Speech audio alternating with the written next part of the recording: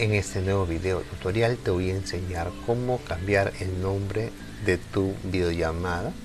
Si en caso estás en el colegio, de repente tu profesor te pidió que cambies tu nombre, o de repente necesitas cambiar un nombre para ser anónimo, qué sé yo. Entonces recuerda esto, este video es para que puedas cambiar el nombre de tus videollamadas, ¿sí? Muy bien. Entonces, cuando nosotros ingresamos a una videollamada, quedamos registrados de esta manera, así de esta forma, ¿no? Software Perú. Ahora, en este caso, si yo quiero cambiar mi nombre, entonces para cambiar el nombre, ok, vamos a irnos aquí en la videollamada, abrimos aquí, le damos un clic aquí, luego le damos en gestionar tu cuenta de Google, le das clic aquí y luego te vas a ir en la opción donde dice información personal. Ahora aquí lo que harás es clic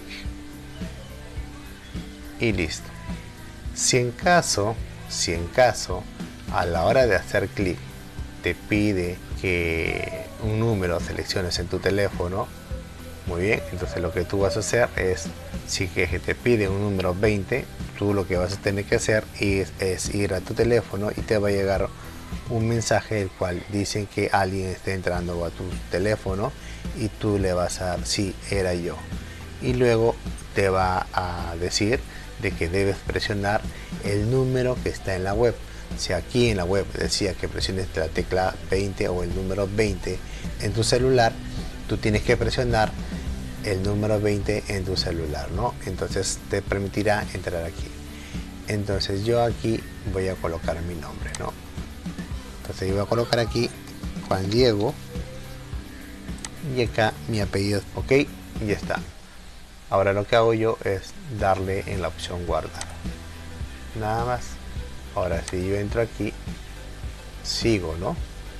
Entonces voy a salir de acá, salgo de acá, es volver, y ahora cuando yo entro a la videollamada va a aparecer así, mira, Juan Diego, ok, así de sencillo y así de fácil es esto. Espero que te haya servido este video. Nos vemos, muchachos, cuídense. Espero que les haya gustado este video, déjenme su like, suscríbanse y activen la campana de notificaciones, ya que continuamente estoy subiendo contenido de todo tipo que yo sé que a ustedes les encanta. Quien te habla es el profesor Hugo y recuerda que el conocimiento se comparte.